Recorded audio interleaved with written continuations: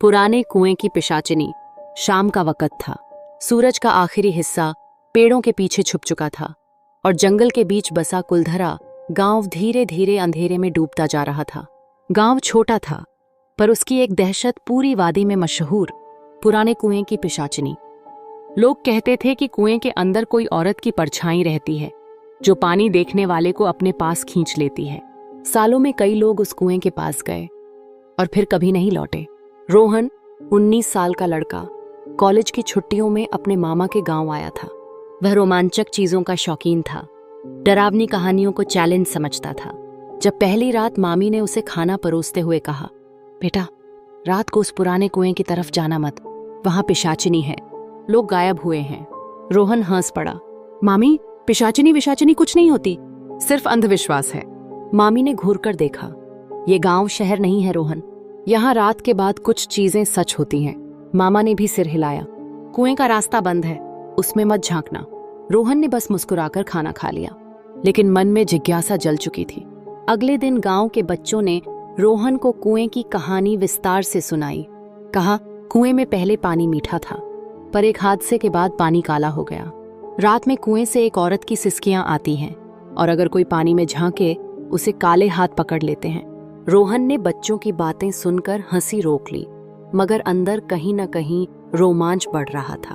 उसी शाम वह चुपके से अकेले निकल पड़ा। जंगल की तरफ जाते जाते हवा ठंडी होने लगी। रास्ता अनजाना था।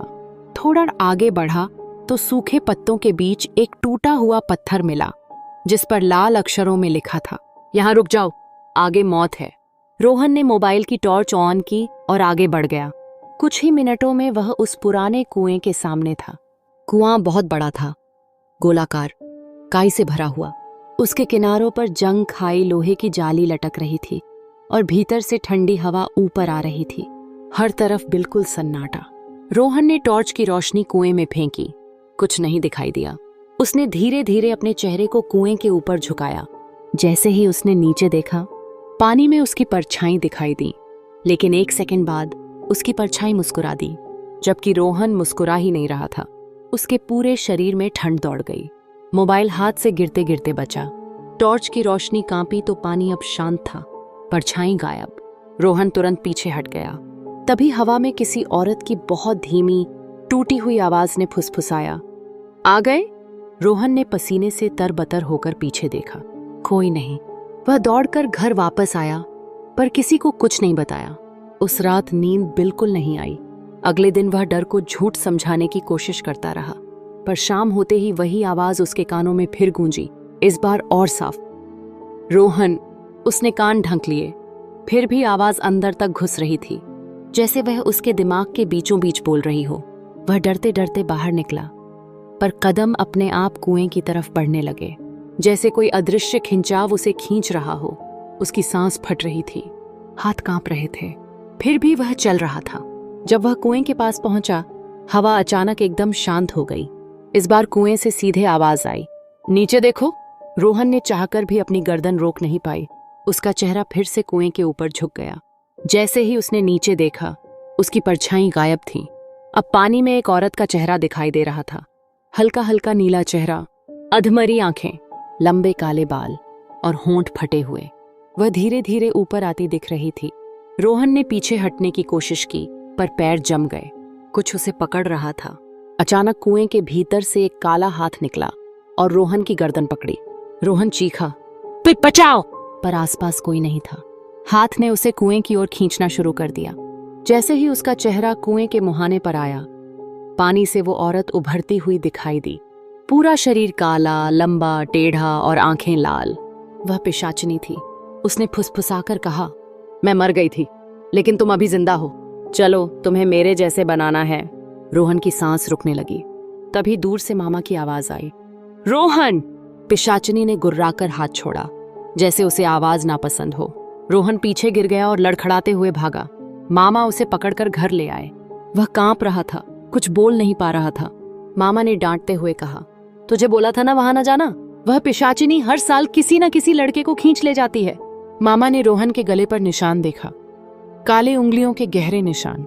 मामी डर गईं। ये तो वही निशान है जिनके अगले दिन लड़का गायब हो जाता है। रोहन चीख उठा, मैं मरना नहीं चाहता, प्लीज मुझे बचा लीजिए। मामा ने रात भर दिया जलाया, मंत्र पढ़े, दरवाजे पर नींबू मिर्च बांध दी। रोहन सो नहीं सका। जैसे ही आंख लगती वही आवाज आती, रोहन नीचे अभी भी पानी है, मेरी भूख भी। तीसरी रात सबसे भयानक थी। रोहन के कमरे में अचानक ठंडी हवा चलने लगी, जबकि खिड़की बंद थी। अंधेरे में उसके पैर किसी गीली चीज से छू गए। उसने घबराकर टॉर्च जलाई। फर्श पर पानी भरा था। पानी में वही पिशाचिनी का चेहरा तैर रहा था। वह धीरे धीरे ऊपर उठने लगी। कमरे के अंदर रोहन चिल्लाया, मामा, पर आवाज कमरे के भीतर ही फंस गई। बाहर कोई नहीं सुन पाया। पिशाचिनी इंसानी रूप में आ गई थी, लंबी, बिना आवाज के, उसकी गर्दन टेढ़ी और दांत नुकीले। आज हम दोनों साथ चलेंगे, उसने हाथ बढ़ाया। रोहन का शरीर सुन्न हो गया। वह दरवाजे की तरफ बढ़ा, मगर दरवाजा नहीं खुला। पिशाचिनी की परछाई बढ़ते बढ़ते छत तक पहुंच गई। फिर उसने अंतिम बार कहा, मैंने तुम्हें चुन लिया है। और अगले ही पल रोहन गायब। सिर्फ उसके मोबाइल में रिकॉर्ड हुई एक आवाज मिली, पानी बहुत गहरा है। उस रात गांव में फिर कुएं से औरत की कर्कश चीख सुनी गई। पुलिस ने रोहन को लापता घोषित कर दिया। मामा मामी पागल जैसे हो गए। पर एक दिन सुबह कुएं पर काम करने गए 2 आदमी चीखते हुए वापस भागे।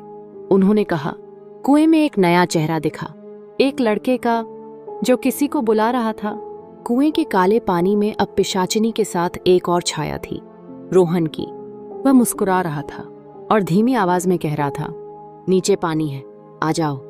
अगर आपको हमारा यह वीडियो अच्छा लगा तो कृपया लाइक और सब्सक्राइब जरूर करें।